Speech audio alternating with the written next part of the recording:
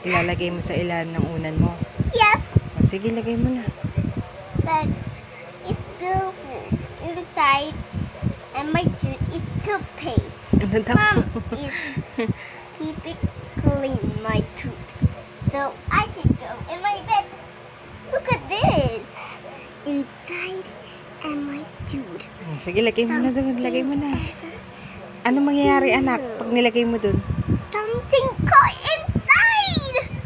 Oh yeah. Sige na, lagay mo na doon. Sige, bukas may kukuha na yan ng tooth fairy. Few moments later. Kinuha na kaya na tooth fairy yung ngipin mo? Tingnan mo kung pinalitan na ng coin. Oh! Pinalitan na nga! Yay! Pakita mo! Pakita mo!